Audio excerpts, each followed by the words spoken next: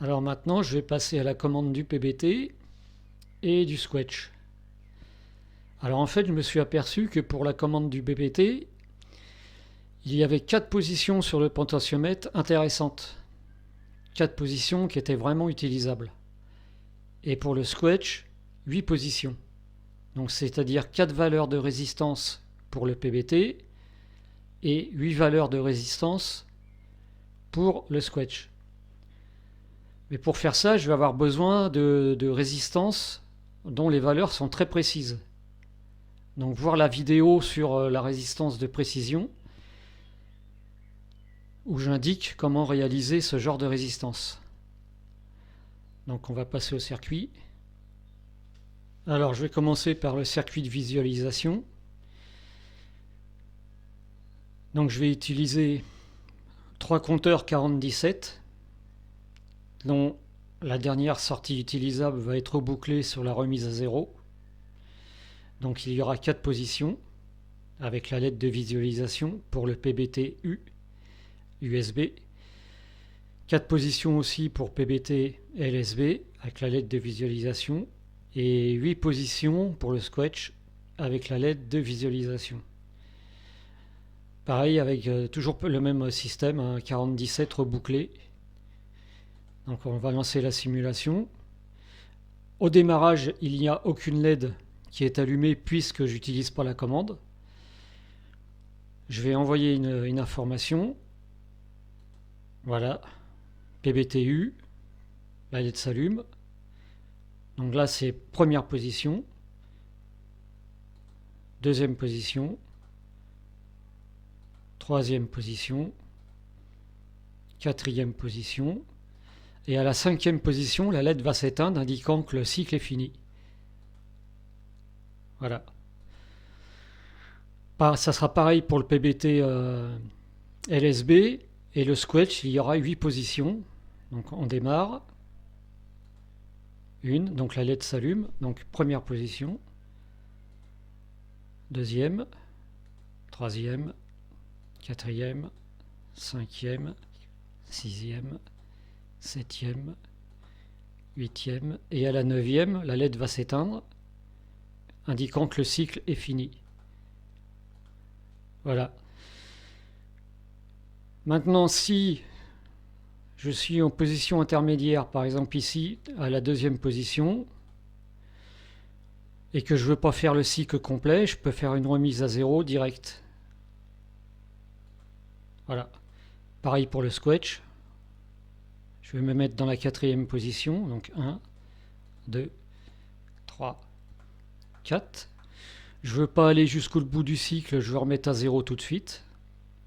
Donc j'appuie sur la touche remise à 0 et la LED s'éteint. Donc voilà pour le circuit de visualisation, c'est extrêmement simple. On ne peut pas faire plus simple. Maintenant on va passer au circuit de commande. Le voici, circuit de commande qui sera placé à l'intérieur du récepteur.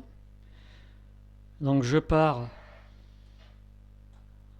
d'un décodeur DTMF avec un quartz de 8 MHz.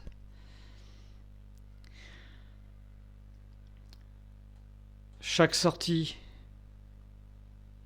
du décodeur DTMF va attaquer un compteur. C'est à peu près le même principe pour l'instant que le circuit de visualisation. Donc chaque sortie va attaquer un compteur, 4017. D'accord ? Et la dernière sortie va être utilisée pour la remise à zéro des 3 compteurs.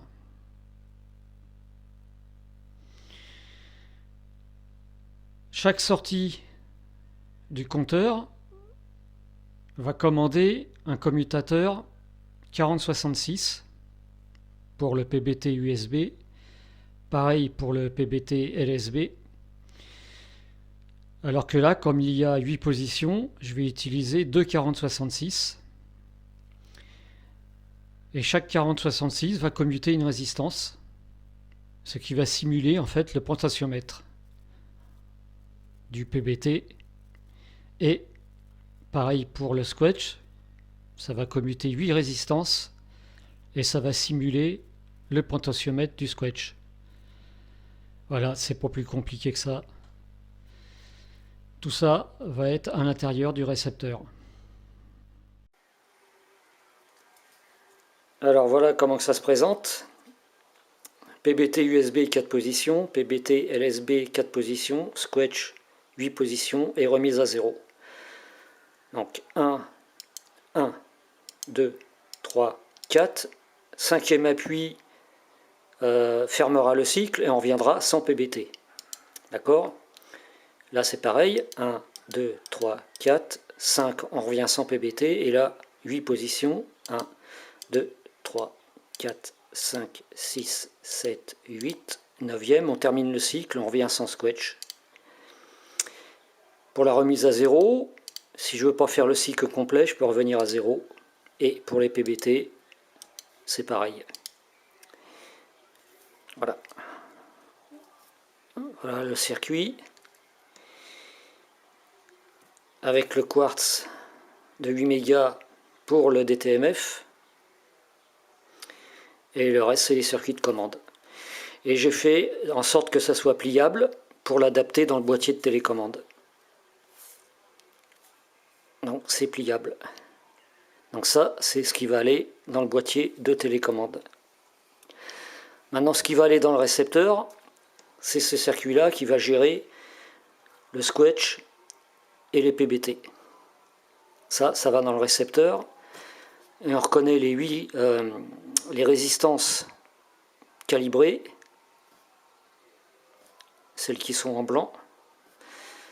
C'est les résistances calibrées qui permettent d'avoir une progression linéaire.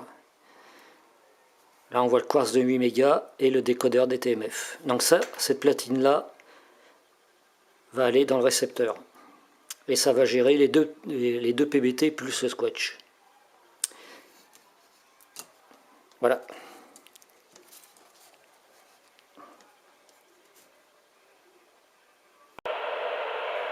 Alors, voyons voir ce que ça donne en réel. Donc là, on a le bar graphe. Je suis donc en FM. Et en position FM, le bar graphe va m'indiquer la progression du Scratch. Donc là, le Scratch n'est pas enclenché.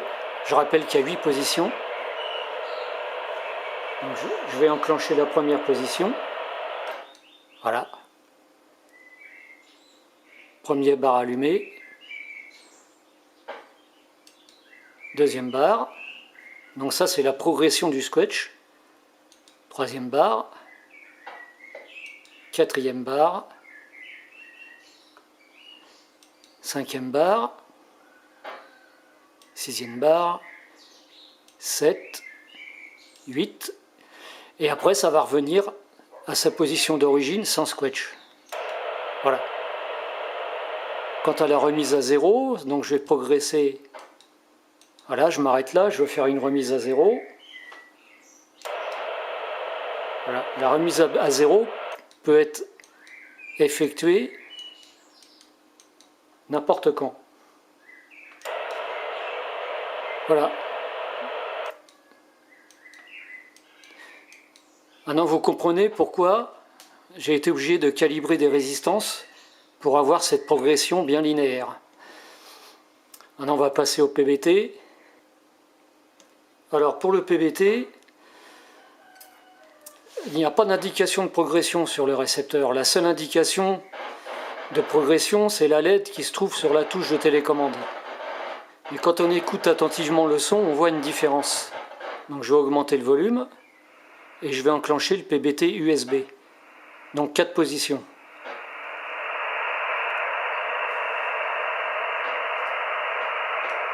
Première position,